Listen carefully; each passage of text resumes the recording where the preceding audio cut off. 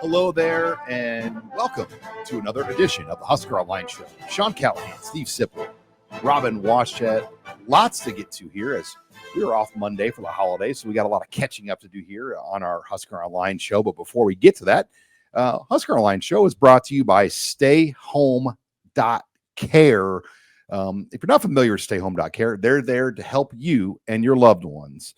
Sometimes you can't be there for a loved one in your life, and that person might need just simple things: a ride to a doctor's appointment, help with grocery shopping, cooking, cleaning, just simple companionship. Well, StayHome.Care provides all those services. It's never too early to call them just to learn more about their services. You might have somebody that's coming off of surgery, or a relative or a friend that needs some help. Call them at 402-205-2233 to learn more about them. That's StayHome.Care. Our heart is with you because we put our heart into everything we do. Your home, our care. StayHome.Care. But guys, let's get into opening headlines because there's a lot of things we could have gone with, but we're going to go with this out of the gates. The long-awaited Aussie rules football rugby-style punter is now known.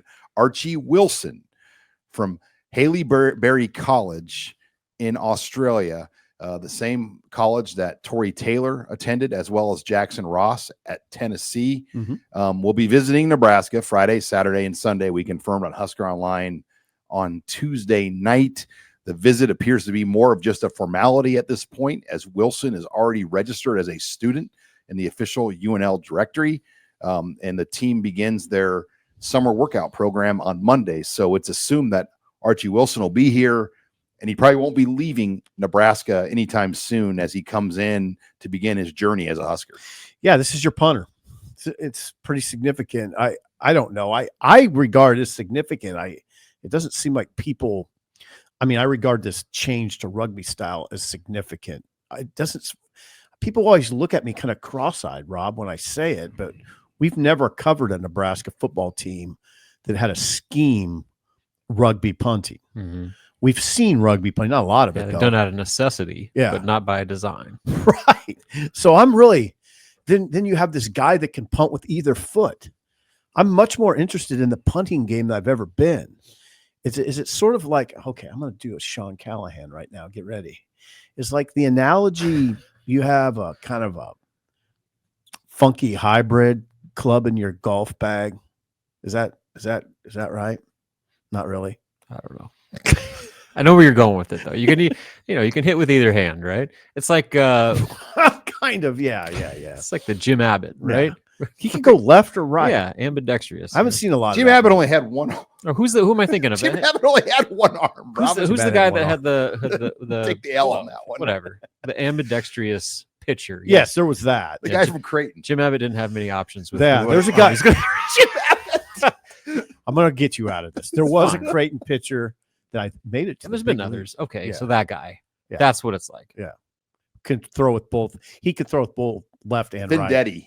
So this is big. This is your punter too. No doubt. We're not having a competition here. I don't think there's no punter competition. And this was kept quiet for a reason. I mean, they didn't want. I mean, Pro Kick Australia is this exclusive Australian rule style punting organization that has placed 250 punters, or over 250, to the United States.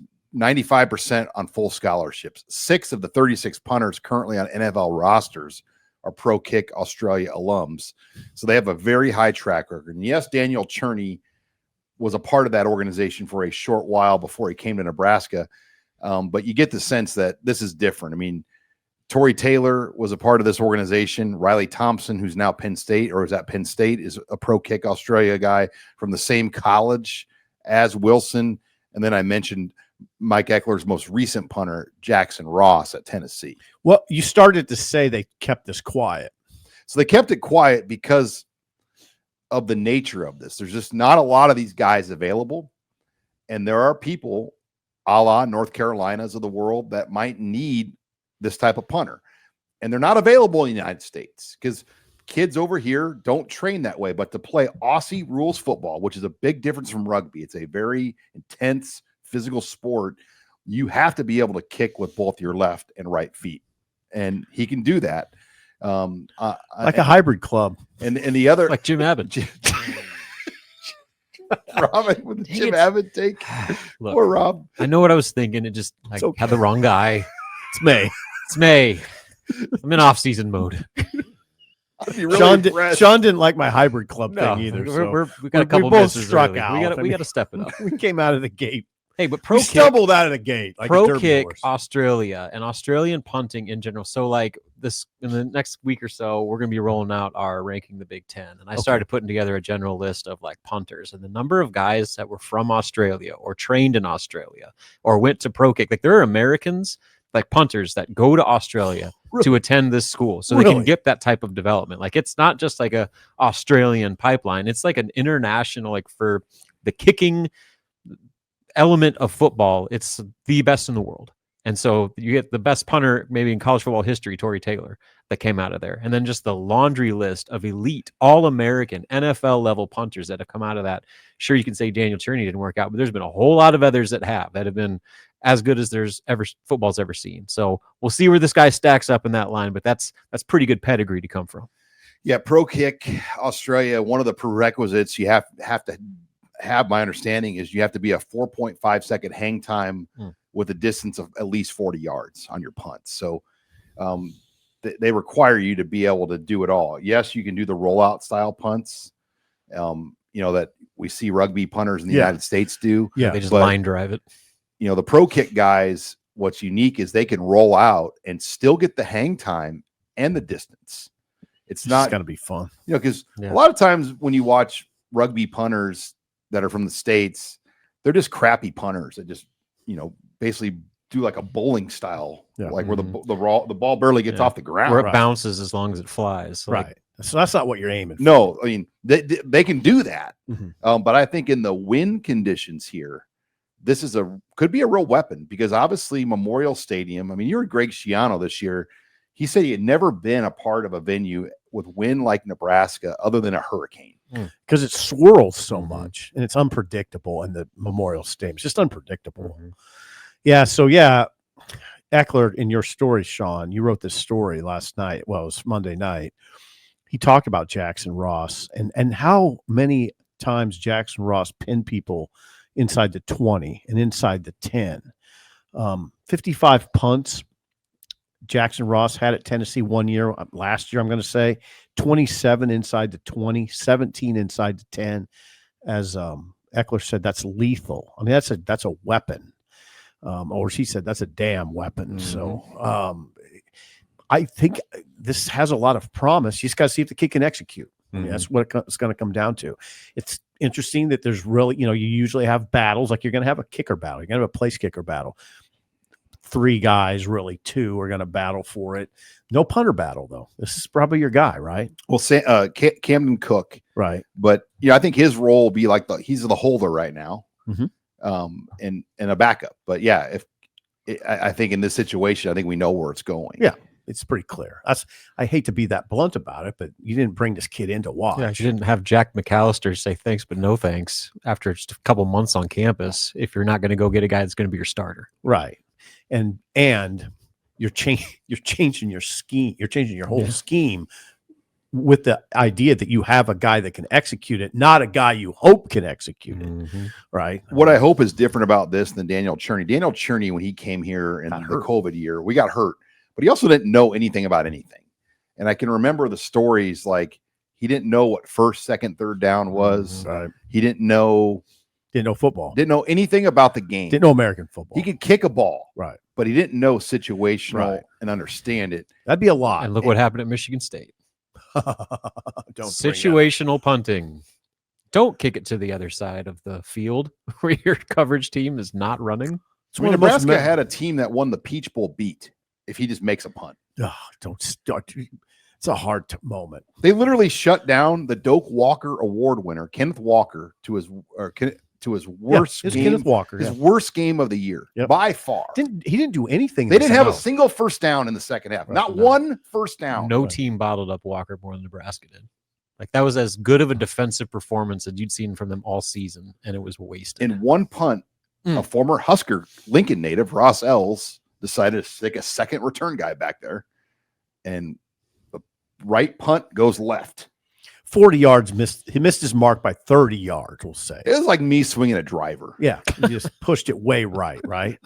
A hybrid club. And sometimes you get lucky and you get a bounce. You don't get a bounce there. That was Nope. Bounced right into the end zone. I'll never forget, as long as I live, it was one of the most memorable moments of covering Nebraska football in the last 15 years. I was like, you got to be kidding me right now. They're losing this game right now on this. On this. Well, then he goes to overtime. Yeah. And then Adrian tried to throw a slant to Torre and he got picked.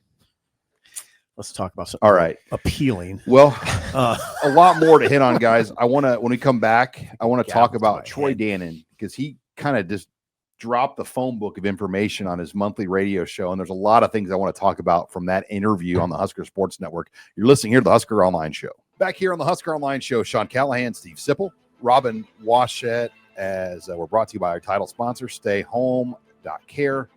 To learn more about them, call them at 402-205-2233. They're there for you, the loved ones in your life, to help you with the simple things. We're also brought to you by Brunt Workwear. And if you're not familiar with Brunt, it is some high quality, not just boots, but they also have a lot of different work apparel and workwear, but particularly the boots. We all have a pair of Brunt boots. I got a pair on right now. And let me tell you, like I told you, when you walk into like Home Depot or like a place with like actual blue collar people working, and they see you in the Brunt, they give you a kind of a look like, okay. I'm like, yeah, no, but you look like a foreman. Yeah. No, this guy's done some hard labor. You look like a foreman, but it is high end quality stuff. I don't know why I said that. And if you've never tried them, we've got a great deal. Lots of colors, lots of styles, lots of sizes, soft toe. I mean, you can get them where they're fireproof. I mean, they have different levels of boot. And I think we've got more of the entry. We didn't need the fireproof boot. No, but we got nice boots. I mean, I wear them. I have mine on. I love them. They're my favorite pair of shoe. Ooh, I think I could say that. But go check out their website and go to bruntworkwear.com/Husker. And you're going to get $10 off your order of Brunt boots. Again, that's bruntworkwear.com/Husker. Use that code Husker at checkout, and you'll get $10 off your order of Brunt Workwear. Thanks to Brunt for sponsoring us here on the Husker Online Show. But let's get into Troy Dannen. Had a lot to say on his monthly radio show as we prepare for a lot of things. A few things of note: 62,000 seats have already been sold for the season opener in Arrowhead Stadium against Cincinnati.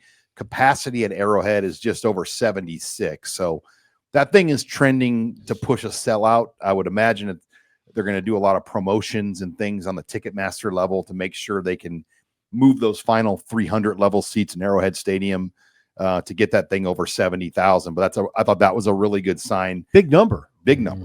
62,000 sold to date.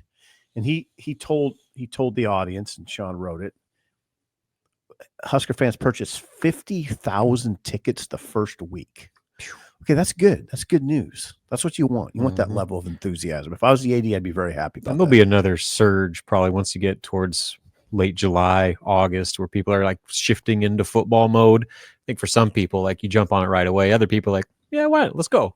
Let's get some friends together and go. So I think there's going to be another round or two where that thing gets pretty close to capacity. Yep. And they'll get aggressive at the end to move those last tickets, is my guess. Like Ticketmaster and the Chiefs, they'll want people to pay for parking and concessions, and those tickets will move. So yeah, it's a great number. I don't know if it'll be completely sold out, but I think it's gonna be close. It's a great number. I was heartened to see that 62,000 right now. To put it in perspective, there are only 66,000 actual season ticket holders to Nebraska games. Right. What was the number? Right. The largest crowd Cincinnati played in front of last year? Was it like 50 some or not much? I bet it was. So yeah, they don't hold much more than 30 in their stadium. Yeah. Right now. So I mean, this either way is going to be substantially more than any crowd that this Bearcat team had faced all season. Which is, if you're a Bearcat, you like that. I mean, kids want to play in full stadiums. They want to play in big stadiums that are full. I've always said that. It doesn't matter if it's the opponent. You want to play in front of people. I hope they can figure out to get the band down there. And, the Nebraska band. they don't need a hotel, and those kids will want to go. Let them march at Arrowhead, get them down there, get the full band down there. What about the Cincinnati band? Well, I mean, that's not my call, but I think for Nebraska, it's not your call. no, I don't know. I think for Nebraska, it's a 3-hour bus ride. There's no hotel. I hear you. The buses can leave Arrowhead at 11:30, 12 o'clock at night. I don't know if Cincinnati's paying to send their band on an airplane to Kansas City. But I think Nebraska, we haven't seen the band get a travel to much. This would be a great deal for those kids. And it really wouldn't cost them much more than buses. So hopefully they can figure out a way to get the band down there for that opener, because I think that would add to the atmosphere. If it's allowed. Now, I don't know. Yeah, because it's a Cincinnati home game. Can the opponent bring their band? If you're the Cincinnati AD, are you going to push back a little bit? You can bring your band though to Big Ten road venues, but they kind of they've stopped doing that. You don't see traveling because bands. Of the expense. Yeah, after COVID, like that was something that went out the window, and maybe not. Yeah, maybe with budgetary stuff, who knows? But it would be cool if they could get the whole band down there, because it would be an easy trip. I agree, Sean. Let that band march on Arrowhead What Stadium. else from Dannen did you caught your face? Well, alcohol and concessions. Well, first of all, oh boy, I don't think we're surprised by this. Valentino's, Ronza, Fairbury staying in the stadium. Airmark has worked out their agreements there, and they would be committing like Nebraska fan treason if they didn't allow you're right, those things in the stadium. So probably a smart move to figure out a plan to keep those in the stadium. You'd be it would be really. I'd be overthinking it to try to come back with some. What about Godfather? No. I mean, instead of Valentino's, we're gonna have Domino's. Right. I mean, no, don't overthink it. Those are.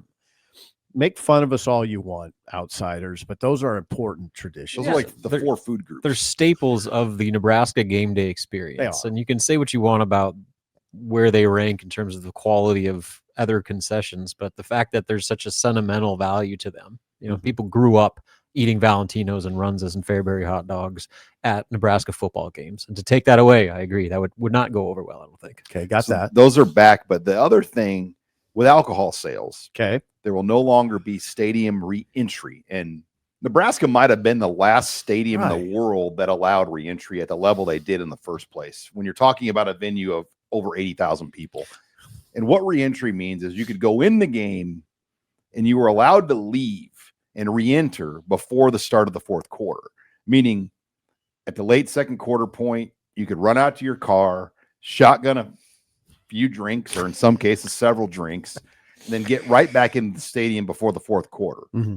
And they allowed that. And I think it was kind of a compromise, knowing that the stadium lacked a lot of amenities that would keep people happy. Mm-hmm. And now with alcohol in the stadium, upgraded concessions, and renovations coming, you are not going to be allowed to re-enter. You're going to have to stay in the stadium. That includes the Champions Club. The Champions Club, you can't go in there anymore and come back in the stadium. The new tailgate zone that they're going to have inside the Hawks, that is not a ticketed part of the stadium. That is a pregame party only. That will close down at kickoff. So that there's not like a back door where, hey, we'll get to go on the Hawks Center and tailgate at halftime in there. So it will be a different feel probably in the concourses, because many more people will be in the stadium now at halftime. Yeah, and it'll be a difficult adjustment for people. People smoke, for instance. Mm-hmm. I heard from people on my radio show that say, wait a second. I would go out at halftime to smoke. A lot of people like that. Is there a smoking zone? Well, you're not supposed to have tobacco on campus. So no, I wouldn't think they'd make a smoking zone. It's a tobacco-free campus, Frosty. You did it, not me. Frosty with the big dips. I just thought that was hilarious. All those coaches back in that era. Oh yeah. But no, they're not going to make a smoking zone on a tobacco-free campus. It would be hilarious if they did. But no, it's going to be a big adjustment for some people not to be able to go out. It is. I've heard it on my radio show. I was amazed. I was like, wait a second. I didn't know that it would cause this kind of outcry, but it does. It makes total sense. For one, like Sean said, I think Nebraska is the only school that I know of that was still doing that, People allowing the re-entry. And the other part of it too is there's more incentive to stay in the stadium when you're providing alcohol, but then also from a liability standpoint. All right, so you're going to serve alcohol during the game, then people can go to their cars and hammer beers and then come back in and drink more alcohol in the stadium. Like all the negatives that people talked about introducing alcohol into football games, like that probably elevates significantly when you allow them to add their own drinking at halftime. So now not only are you kind of controlling that a little bit by just like making it more expensive to do, you're also generating more income because all the people that want to have those halftime beers are buying from you rather than going to their cars and buying the Absolutely $20 30 rack of Busch Lights that they got in their trunk. Before PBA had alcohol, I knew of a guy that would literally go on StubHub, buy like the cheapest ticket you could buy as an extra, like in the top 300s for like $5. Okay. So then at halftime of a game at PBA, they would like run across the street to get a beer at Gate 25 or one of the Haymarket bars. And then they'd come back in with re-entry with the $5 ticket that had not been scanned. Oh, that's pretty elaborate. That's pretty elaborate. So you wonder if like, I don't know, like when is the latest you'd be able to come in the stadium with a ticket? They said before fourth quarter, right? Well, that was the old re-entry policy. Okay. So like, could somebody come in with an unscanned ticket after halftime, or they cut it off? Yeah, I don't know. I don't know because we haven't lived in that world. But you would hope that there could be people that just have extra tickets. Like, you know what? We've got unscanned, unused tickets. We're going to go out and pound a beer or two and then come back in with this unscanned ticket. Is there any other reason to go out other than pound beers? Smoke, eat. Yeah. The Champions Club, though, I just don't. Is it? That's what we're talking about, basically. That people just want to go out and get hammer away. This is kind of like the kiss of death to the Champions Club, though. I mean, that was the appeal of that place, the location, the indoor club, the bar for pregame, but halftime. It was if you had access to that, that was quite an amenity. It was to go in there, and then walk right back in. Now, what's the appeal? And now the appeal is pregame only. Yeah, and it's still some appeal in the parking and the post game. A lot of people hang out after the game over there too. But yeah, the in game, and there's some people that enjoy to watch the game in there and don't come in anyway. Right. Yeah, you get to the vibe of the tailgate without having to deal with making your way into the stadium. But yeah, Dannen's had to make some tough decisions. As far as he does. Well, that's an AD. An AD has to. It's not an easy job. The way I started to consider ADs about 20 years ago is you take that job, you're going to anger a lot of people. You have to say no to a lot of people. It's not a glorious job because of the things we're talking about. And he's going to go through these reseeding processes, which we'll get into. He's doing it with volleyball as football's coming. You know how hard that is? You're going to get a lot of pushback on a lot. I mean, people get set in their ways. Oh man, it'd be hard. I don't know if people still send ADs emails. Yes. I bet he gets some interesting emails. Well, he said on his radio show last night that in volleyball at the Devaney Center, there were season ticket holders that had 4 like prime tickets that did not attend one match all year. And these fans made $34,000 selling those tickets on the third party or secondary market. That's pretty impressive. And he's like, look, I can't stop people from being entrepreneurs and doing that type of stuff, but we want to make sure the tickets are in the hands of the people that use them, that show up. Wow. Especially those seats, when you're talking about the prime season ticket holder seats, like there's a long list of people that would snatch those up in a heartbeat. And if you sell them, they're still used. I mean, we should give that. They're still you're not losing attendance, but you're also preventing someone from having access to all of those games. This with a season ticket package that probably wants them a whole lot more than the guy that's just using them for extra income. Yeah, if you're selling on StubHub, they get that data, or SeatGeek, I think primarily, but that sales data is provided to them, so they know like what secondary market numbers are giving or selling. And I mean, like in our basketball row, seats 1 and 2, we don't know who sits in our row with us. And those people like sell their tickets in our row for every game. Is that right? And it's different people in 1 and 2, or they don't show up every single game. And I think that's what you'd like to try to avoid, but you can't stop it altogether. I mean, there's people that's their business where they do that. But lots from Troy Dannen. When we come back, lots from Greg Sankey we want to get into out of the SEC spring meetings and the future of college football. You're listening here to the Husker Online Show. We're back here on the Husker Online Show. Sean Callahan, Steve Sipple, Robin Washett. Before we get into the SEC spring meetings, the segment again brought to you by the title sponsor of StayHome.Care. Call them at 402-205-2233 to learn more about the services they can offer you, your family, your loved ones. As you might have someone in your life that's in need, that may just need a little bit of help throughout the week. Again, 402-205-2233. That's StayHome.Care. We're also brought to you by who, Steve Sibley? Might need a car. There might be a need for a car, a new car. And if you're looking, you might look to Nebraska City. It might be a new experience for you. Maybe you've done it before. Whatever. It's Larson Motors. It's one of the Midwest. It's one of the Midwest only dealerships with all the major brands in one location.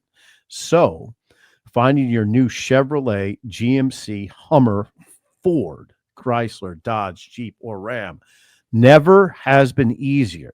So, start your new experience today at LarsonMotorGroup.com or at Larson Motors in Nebraska City. Larson Motors, real people, Real deals. Good job. All right, let's get into the SEC spring meetings. The Big Ten held theirs last week to very little coverage. You didn't see or hear a lot that came out of. Oh, you did? Why is that, by the way? I don't know. Maybe they don't make them open for people to attend. And they were in California. Southern California. Where the SEC does theirs in Destin on 30A.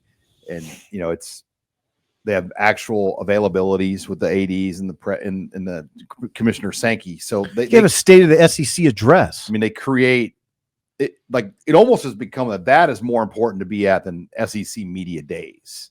Feinbaum set up on the beach in Destin. I believe it's the Hilton Sandestin where they're at up there. It is. I think it is. It looks like a wonderful property, by the way, to stay. But anyway, SEC Sean would know. Continues to get into this Points guy. Sorry, continues to get into this squabble about the 8 versus 9, the future of the college 8 versus 9 conference games, the future of the college football playoff, and the auto bids.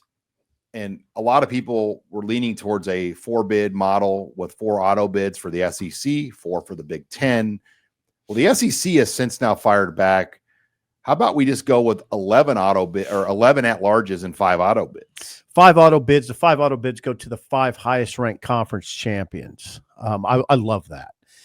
I'm all for simplifying at this point.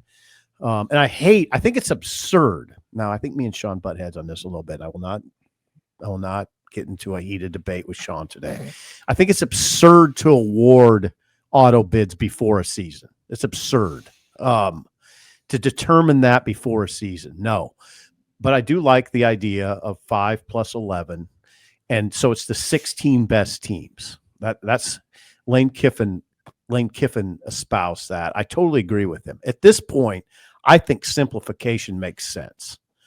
Just the 16 best teams. And if you want to do the 5 highest ranked conference champions, go for it. Go for it.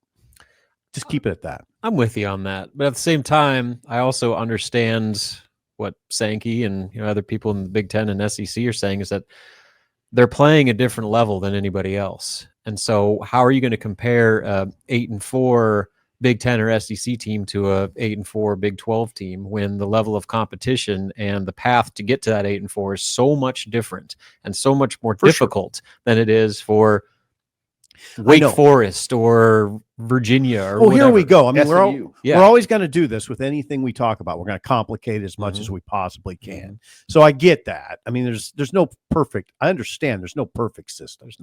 There's not. Well, it's the level of investment in the programs of those two leagues with their coaching staffs, their players, the draft data that backs it up, that shows that there's far superior talent in those two leagues. And you just have to figure you'll get the teams in that need to get in. Like with those at-larges, how much is the fact that they're a Big Ten or SEC team going to weigh into earning those at-larges? It's like when the committee is picking those teams, I mean, is it just going to be a default auto bid? Like you can say it's an at-large for everybody, but more often than not, it's going to go primarily towards those 2 power conference teams? Or does this also keep the SEC at 8 conference games? Like that is what like they're trying to avoid. They know once they go to 9, this 8-4 mirage that a lot of teams can hide behind turns into 7-5. And then your view of this almighty strength of schedule is different. But by them playing only 8 with the current model of the FCF's game, and in some cases, teams might not play a Power 5 game, but most play one in the Power 4. That's what it comes down to. The SEC needs to get to a world where they have 9 conference games. And sounds like to me the athletic directors are in favor of 9 conference games. The coaches aren't. So because it means more guys getting fired. Yeah. Mm-hmm. And what's the college football playoff committee said though? It's so there's all these sort of mixed messages you get. The college football playoff committee has said that wins are more important than strength of schedule. Right. Don't you like the idea though of a play-in weekend where the Big Ten would have a 1 versus 2, then a 3 versus 6, and a 4 versus 5 game? I like that. I love it. And you'd have like an 11, like a that. 2:30, and a 6:30 on that championship Saturday. With auto bids, you can do that. Yes, you could. You're right. So I don't know how it's going to all shake out. The 5 plus 11 just cropped up like yesterday, right? I mean, that kind of came out of the blue at the SEC meetings. It does seem like it has some support. They discussed it in a meet. The commissioner and the coaches. There's so many people involved. I don't even know who's in a meeting. Is it the ADs and the coach? I don't know. But anyway, it gained some traction. Do you understand the issue we have? As I see it, there's so many people involved. I just don't know how you get everybody on the same page. The athletic directors will not happen. Conference commissioners, presidents of the universities. It's sort of astounding. Who's on the college football playoff committee? That's another. That's a committee. Mm-hmm. The college football playoff management committee. What I like about a zillion people involved. What I like about the auto bids though is it takes the decisions out of the committee. Right. And I don't like that the committee has to decide that SMU is better than Alabama. That's trouble. And it was trouble. And SMU has lost its conference championship game. I like that you can get, we know there's going to be 4 teams in these leagues, which is a very healthy number. But the SEC is like, no, we want like 6. Right. Mm-hmm. You just hope that like in a 5 plus 11, if your league is strong, you'll be represented. You just got to hope that you got to have some faith that that's what's But we thought happen. South Carolina was strong and they lost to Illinois. Mm-hmm. We thought Alabama was strong. They lost to a Michigan team without any of its first round draft picks. Right. I got you. But I'm just to the point now where operating as if we're in the old model of college football where like everybody is on the same playing field. I just don't know if you can do that anymore. And so like, I don't like 2 conferences having that much power over everything, but that's just the reality of where we are right now. They are playing a different sport right now with the amount of resources and investment that they have, the rosters that they've assembled, and to not acknowledge that and to say that what Nebraska or Michigan State or whoever it is, that what they've accomplished is comparable to a team with the same record that plays in the whatever, like Big 12. K-State. Yeah. Like I don't know how realistic that is anymore, just because of the different paths that teams in those SEC Big Ten have to follow compared to everybody else. Yeah. You have to drag some people kicking and screaming. You're not going to make everybody happy, No. And nothing you do is going to appease everyone. I think you just need to accept the state of college athletics for what it is. What happens though if the Big Ten doesn't agree with this plan? I don't know. Yeah. Tell me. And then you just butt heads and stay at 12? Ooh, I don't know. That's what I'm saying. Like the Big Ten, if they're not on board. Petiti and Sankey have to be on board. Yeah. They almost have to be inextricably linked. Because right? they both they're on the same side. Like, right. They're the ones trying to gather as much power and control as they can. Like, so you'd think they would work together and they're not just going rogue and proposing ideas. Life would get really interesting if those 2 guys were on the same page. I don't know what that would look like. In the 4 auto bid world, there would still be 3 at-larges. Mm-hmm. And 1 would probably go to Notre Dame, unless Notre Dame just fell off the rails. 3 at-larges and 1 bid to the group of 6. So yes, it's 4, 4, 2, 2, 1, 3. In Oregon State and Washington State and Boise, that will probably be the league more often than not that produces that group of 6 bid. Because, for those schools, it's probably a better deal. I mean, I get that they were in the Pac-12 and made more money Now they are the Pac-12 again, or Pac-8 or Pac-10, whatever it's going to be called. But they'll be part of that group of 6 model. So this all has to shake out by December 1. So it's that will come very quickly. The money will probably be the deciding factor. Clearly, I mean, whatever. Always What do you is. mean the money? Whatever yields the most money, and whatever the networks tell these league commissioners, like this model with play-in games. And I forgot to add those people to the zillions that make these decisions. The TV people, the most probably I was important. going to say the most influential in this whole discussion. yeah, the networks say this. If you do it this way, it's this much money. If you do it that way, it's that much money. I'd say if I had to rank them off the top of my head, it'd be the network people are the number one in importance. I think the presidents of universities would be 2. Athletic directors, not really. Not that important. Conference commissioners important. I mean, I don't think ADs have a big say in this. I could be wrong. Sean, what's your perception of that? I don't think ADs have a big voice in this. Not really. No, it's saying In the grand scheme of things, no. They have an opinion, but not a voice. Right. Yeah. I don't think they have much sway, Yeah, the conference commissioners are in a huge. whole nother tier. And ahead of presidents that. Yeah, and the presidents. And that's part of college football that makes me really uneasy because I think a lot of those presidents don't have a large level of caring about the game of anything. Well, and some do, some don't. And that's where you get even more inequity in this whole conversation. Right. When I look at like ESPN has such a big say in the playoff right now. Well, guess what? In the play-in games, ESPN wouldn't control that inventory for the Big Ten. So the Big Ten would make significantly more money by creating these play-in game inventory pieces. Where ESPN, be exciting. Yeah, it would be. Yeah. If you're in a 3-6 or 4-5 game. Yeah. And you're a 6 with a chance to get in. I love the concept. Yeah. A 6 with a chance to get in. And I understand why other schools that don't have that would not like that concept. know. But again, All these competing it's interests. the reality. Yeah. Yeah, and ESPN wouldn't get those games. They'd be on Fox, CBS, and NBC. But you keep it the current way with this one championship game, then ESPN would get more playoff inventory pieces and could be more SEC teams that way. Who knows? Yeah. But this week in Sankey's State of the SEC address, you start to see his frustration now. He's getting frustrated. He said, I don't want to hear people talk to me about what's good about for the good of the game. Yeah, the good of the game. He doesn't want to hear that. And, It's not and he my said, job. I'm not, and I'm not going to talk to you about what's good for the game. All these guys, it's getting tense. That's what we saw, some tension. All I right. can see why. This story will continue for sure over the coming months ahead. But In when the we coming come back, years, we'll be talking about this when I'm 78. when we come back, Abby Barmore will join the show. We'll take questions in the mailbag. You're listening here to the Husker Online Show. And we're back here on the Husker Online Show. Sean Callahan, Steve Sipple, Robin Washington, Abby Barmore joining the show. Again, we're brought to you by the title sponsor of StayHome.Care. They're there for you, your family, your loved ones. It's never too early to call, learn about them, the services they might be able to offer you.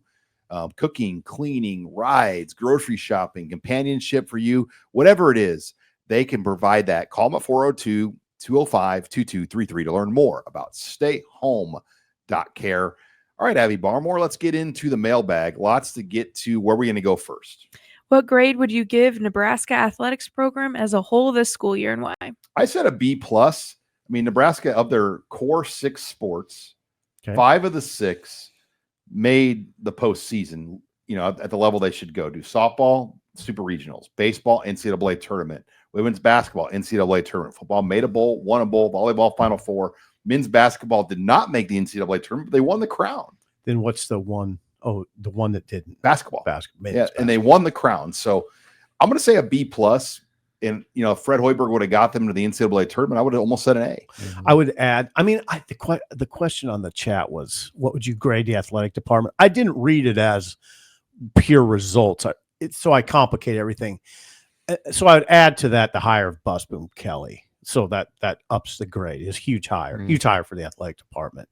Things like that. There's all sorts of things I think about in that equation that are hard to grade, but if you just make it about results, B makes sense. Track top 10 teams. Yeah. That would be, and probably could be talked into a B+. But I'd look at they had a lot of success, but it still left some to be desired. Like football should have been better. Men's basketball should have been better. So like those two are your two primary Baseball should have been revenues. better. But yeah, Volleyball. You yeah. could make a I mean, case for volleyball for should have sure. won the national championship Mhm. and they fell short. So like that's what like held me back to be a little bit more conservative with the grade. But overall, I mean, when you kind of sit back and look at it, this was a pretty successful year for Nebraska athletics. It wasn't the greatest year ever, but like across the board, you can point to tangible success and steps forward with really almost every Well, program. wrestling. We didn't even mention Wrestling. wrestling. Oh Yes, my they're at God, the we left out forefront wrestling. of that conversation. We left out Second in the wrestling. nation. Yeah. And look, Holy and under God, the radar thank you, one was Sean. tennis too.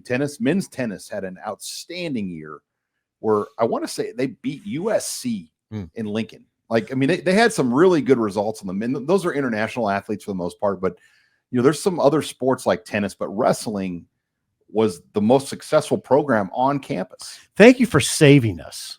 Yeah. That would have We would've caught some mangler flack would, the for that. mangler would Oh, have yeah. put you in a headlock. But I was looking at what you would call like the core six, ones that are going to be a part of the high, and I put baseball, softball in that I got you. category. But the core six are those main six. And there was nothing away from competition that would drag the conversation down, like some sort of calamity that at a venue or something that happened, which, there's weird things that happen in this world, but they didn't lose a coach that you would like Trev, like Trev Alberts at Texas A&M losing his baseball coach. They made a change with the women's golf program. Yeah, that was but it. nothing like Trev's gone. I hate to bring up Trev, but like Trev's gone through some issues there. Nothing like that's happened here. As far as coaches, like Buzz Williams leaving, sort of inexplicable. Schlossnagel's the big one, and then Texas A&M not even qualifying for the NCAA tournament. That's a debacle. And then, what about the spring game conversation? You think that was handled correctly? Drags you down a little bit. It does. It was underwhelming for me, but I understand why they did it. Yeah. It's kind of a difficult conversation. Especially when teams within your own league still went ahead and had spring games. Teams all over America. Yeah. They still played a game, just not the starters. Right. But it doesn't drag you down significantly, but I think you would do that differently if you had the chance. I think they kind of did do it. I think they realized in mid-flight, we better change this up a little bit. It was just kind of a spur of the moment type situation throughout. So maybe now with a little bit more of hindsight that you can look back on, you can do a little differently next time. But I believe there was not a single Big Ten team that did all six of those metrics in their top six. And Nebraska was did 5 of 6. Strong B. Yeah. I'm a B+, but B+. With an extra credit question to get to B+. Okay. All right, Abby. Okay, who's Nebraska's top 2 nose tackles this upcoming year, and can they live up to the bar that Nash Helpmaker set? Do we know they're going to actually have true nose tackles, or are they just going to shade guys over? Judy is the obvious Elijah Judy. They beefed him up. Van Poppel can do that. Yeah, they can move Van Poppel over the center. But a true nose tackle like Nash, I think the answer is Judy, but who is it? Is it Lefatu after him? Maybe, I don't know. Again, that Van Poppel can slide in. Okay, but yeah, Van Poppel. You look at like what teams like USC did. Like USC clearly wasn't built for the Big Ten right away. What do? They went in the transfer portal. They got Jamal Jarrett from Georgia and Keyshawn Silver from Kentucky. You probably don't know who these guys are, but they were both $1 million type acquisitions. Like Jarrett is 6'4", 336. Jeez. And Silver is, Jarrett's 6'5", 350, and Silver is 6'4", 336. USC did that? Yeah. They had to. So they went out and just bought 2 just grown men from the SEC. Yep. Nebraska doesn't have those guys. Paid them over $1 million each. Jeez. USC needed that. They were light. They were light up front. The Michigan game really probably opened Oh yeah. Good point, Sean. They were, that was the narrative going into last season. They made a lot of improvements in the portal, but they weren't up front on defense. They didn't have enough up front. And that's what scares you. Like USC's getting a 6'5", 350 Georgia guy and a 6'4", 336 Kentucky guy. Does Nebraska have that? They don't have that size. We'll see about production. Have that but size. They don't have 2 330+ dudes. That's why we have this narrative all off season. How's it going to be up front on defense?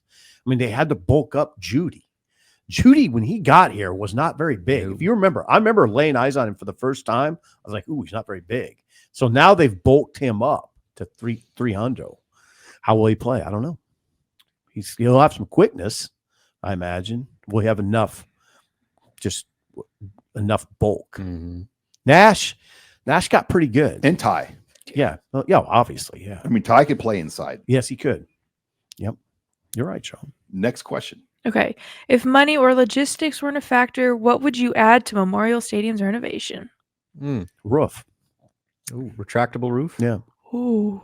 Retractable roof. That's the answer for me. Easy. That's a good Think one. about how awesome that would be. Improved. I know they're renovating the jumbo screen, but like you see some of these other stadiums that have just like massive wraparound Pretty cool. screens. It's pretty cool. Pretty I mean, as far as like trying to improve the in-game experience from a fan standpoint and try to compete with sitting on your couch with a 80-inch TV, like that's one way to do it. Just have as gaudy of screens as you can. A in your retractable stadium. roof and a huge screen. Huge screen. Bam. I'd put a hotel in the stadium. There you go. Yeah. Like how Wrigley Field has the Hotel Zachary right across the street. Something like that Okay. people could stay at for the game day weekends, you know, and have it tied into the college somehow with their hospitality program. Purdue had it on the Scarlet 2. Yeah, the Scarlet's too far away though. No, I was saying the Scarlet 2. But yeah, something like actually in the stadium where there'd be rooms Yeah. that like overlooked. Maybe this could all happen if they won a national championship. Yeah. All of a sudden, those doors start to open. Yep. We got a retractable roof, a hotel, and a huge screen. Like Oh, the Toronto Blue Jays have a Marriott hotel do they? in their dome. Super cool. And you just walk in the room, some of the rooms like overlook overlooked. the That's stadium. sweet. Get a sports bar in there too. Well, and I do think when the new stadium renovations get announced at the projected Regents meeting in June is when we're hoping that we'll hear more. You know, hopefully we find out some of these things that are coming. June 19th. Coming up. All right, Abby. Let's see. Final question. Do you have any summer plans coming up? Vacations? Sean? Well, we're going to go see the Dodgers play the Royals Oh, in Kansas in City. Kansas City on a Saturday. But we're kicking around an idea of going to maybe Texas. We haven't said anything. Texas, set. Galveston. That dirty water. Yeah, we're just gonna go on a carnival cruise out of Galveston. Yeah, it sounds awesome. No, Where would you go? we might go to San Antonio. Oh, that'd be nice. Riverwalk. Yeah, that'd be kind of interesting. That'd be an interesting little trip. You haven't spent enough time there over the years? Not I really. haven't been there in a long time. When's the 20 last years. time? Last time I went there was for a U.S. Army All-American Bowl, In and it would have been like maybe 2010s. a long time ago. Last time when I went to the U.S. Army All-American Bowl, Deshaun Jackson was playing. Now he's retired and he's like head coach now. And he asked me in the airport if he knew where he could find a paper. I'll never forget it. Yeah, last time I Deshaun went Jackson. there, I sat by Ted Ginn on my flight coming out of there. Ted Ginn. They brought him back, Ted Ginn Jr. Yeah. He was like a dignitary at the game Wow. and sat by me. He had a middle seat, and he was not happy about it. Is that right? Where are you going, Robin? Unclear. I have really been kicking the can down the road on this, and probably my family's going to be upset with me. But we haven't locked anything in yet. Floated around going out to Wyoming. Got some family out there. Floated around going down to Texas, more of the Dallas area. Got family down there. Floated out going to Minnesota and doing like an Airbnb cabin on a lake somewhere. But the longer I wait, the more those opportunities book up and get more expensive. So it's rubber meets the road time. I got to get going. Yep, you do. I don't have anything major planned. My brother Martin lives in Tallahassee and he's been begging me to come down there. Tallahassee in July isn't a picnic, but it's all right. And he's got a nice place. So I You might got the miles. I know I might head down there. Marty, if you're listening, kind of get ready. Get ready. Prepare You better, yourself. you better get you booked. Yeah. It's getting, like Rob said, it's No, about a month out. we got to stop Fine. screwing around here. And Abby goes on like you go on your big annual Uh-oh. camping trip. Yeah, we typically go to Wyoming in the summer, but we're actually going to Mexico this year because it's Hello. my mom's a big Whoa. birthday for my mother. I won't share her age. But we are going to Mexico and it's gonna be so Where fun. in I'm very Mexico? excited. Do you know? Playa maybe. We find a Cancun, so close to there, but Not Tijuana. Well, Abby wins It'll be this awesome. round. Juarez. I'm very Sean's excited. going to San Antonio. I'm going to Tallahassee, and she's going to Mexico. Yeah, she's going to some. And you don't know yet. Yeah, I've never been to like an all-inclusive place before. You haven't? It's awesome. Highly recommend. We've never left the country as like our family. I mean, should- I've gone to Ireland with you guys, obviously, but You should try the Caribbean. I've been to several all-inclusives in the Caribbean, and it's worth it. It's worth it. I mean, like, there's nothing stopping you from sitting at a pool bar at 10 a.m., ordering a couple daiquiris, and just letting the day Trust go. me when I tell you there's nothing stopping you. There's nothing. or we can. I It's can actually still- encouraged. Yeah. I can still do the shows remotely. Like I'm fine doing shows. Yeah. We did. Try Barbados, Sean. All right. When we Add come to the back, list. Don't go during Nebraska hurricanes. baseball will be in the Chapel Hill Regional. We'll hit on that to close the show. You're listening to the HuskerOnline show. Final segment of the show. Sean Callahan, Steve Sipple, Robin Washett. Again, we're brought to you by the title sponsor of StayHome.Care. Give them a call. It's never too early. They're there for you to provide the loved ones in your life help when you can't be there. And they can do simple things like cooking, cleaning, laundry, whatever it is you need. They provide a service for you and your loved ones. Call them at 402-205-2233. Your home, our care. That's StayHome.Care. Guys, let's get into the final segment because the Nebraska baseball team had a remarkable weekend. And I said this to you on your radio show, Sip, this morning, that Will Bolt's team in Big Ten tournament games is 9-0 in their last 9 elimination games because every game in Omaha for them was an elimination game this time around. And they went 4-0 in those games. And a year ago, they went 5-0 after losing the opener to Ohio State. It's remarkable that they've won 9 straight at Schwab Field. Mhm. And yeah, like Sean points out, they were elimination games. So they've won 5 straight overall now this season, 5 straight games overall. They're hot. They're playing well. But yeah, what Will did, what that team did was really shift the narrative completely. Well, as far as Will goes, if you just look at his record at Nebraska, had they not gone on and won the Big Ten tournament, you'd be looking at a record where he only had 2 regional appearances in 5 years. I don't count the COVID year. So you could say 2 and 6, but the COVID year wiped out that whole conversation. 2 in 5 years is not what you want. 3 and 5, 3 regional appearances, 3 NCAA regional appearances in 5 years. Good job. Mhm. Now he can say, my resume has 2 Big Ten tournament championships Can't and a ignore regular season Can't championship. ignore that. It's pretty good. Now you start to look at Will's whole picture a lot different. If he walked in this room right now, had they lost to Michigan State, Mhm. it'd be Yeah, kind of that- uncomfortable. That left field or right fielder catches the ball. Yeah. Now he walks in like, you're the man. Mhm. You need to go meet with your AD and get a little extra. It's amazing how it can Oh, he already shift. got that a year ago. Could get a little more. Really? Yeah, maybe. Not in this time. Not in these You don't think times. so? See what happens. I'm his agent. Yeah, see what happens in Chapel Hill.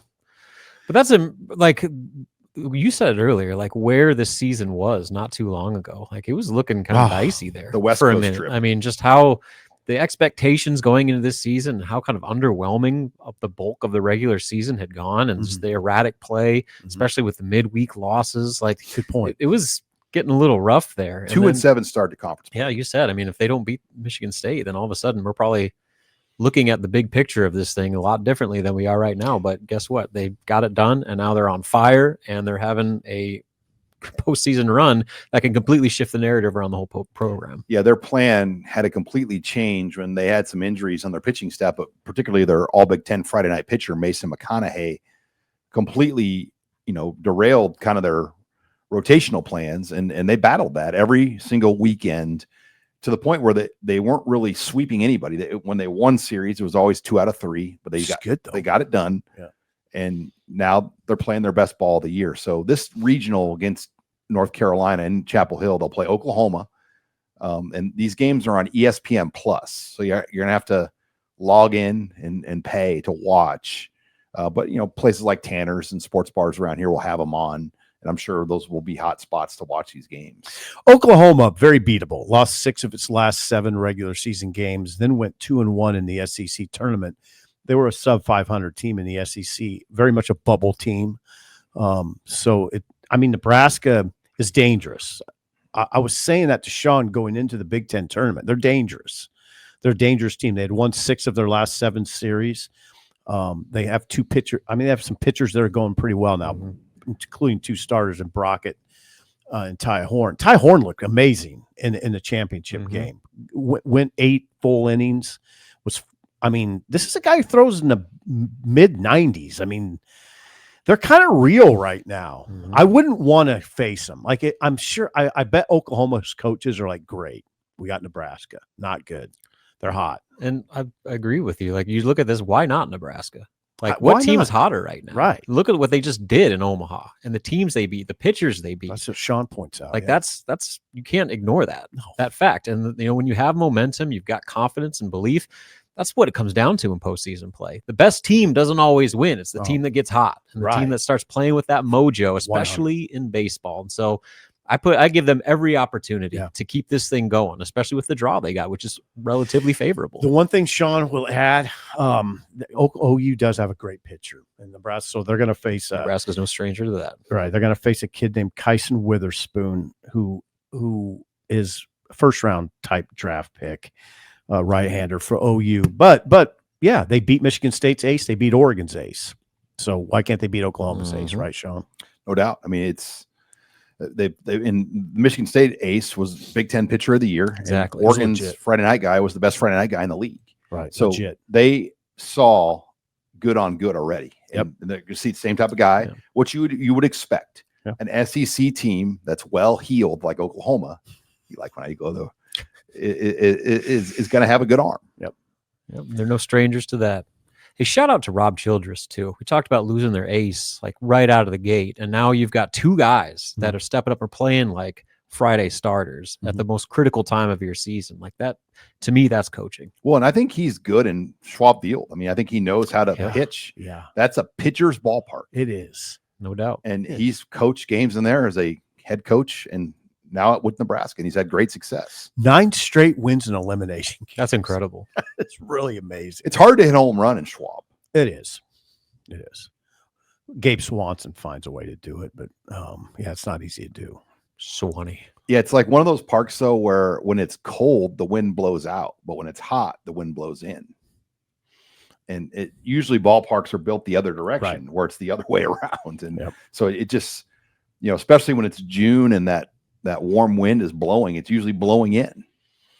See, now as far as this regional goes, I don't know about. I mean, North Carolina's the number 5 overall seed. They'll obviously be a bear if you're going to face them. So but listen, not every team that hosts a super regional is going to win the super regional. There's going to be a Stony Brook in there somewhere, right? I'd rather go there though than like Fayetteville. Would you? Yeah, I envision like North Carolina being more of kind of like a wine and cheese baseball environment compared to like Arkansas, where that was like freaking nuts.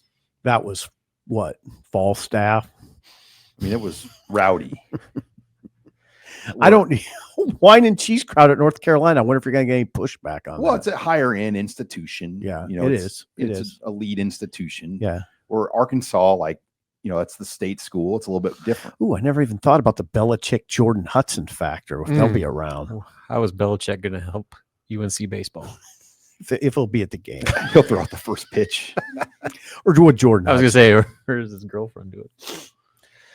All right. Well, should have great coverage on HuskerOnline all weekend throughout the regionals, Friday, Saturday, and hopefully Sunday and maybe Monday as Nebraska baseball tries to advance. But should be a good coverage for Abby Barmore, Steve Sipple, Robin Washett. I'm Sean Callahan. Thanks for joining us here on another edition of the HuskerOnline Show.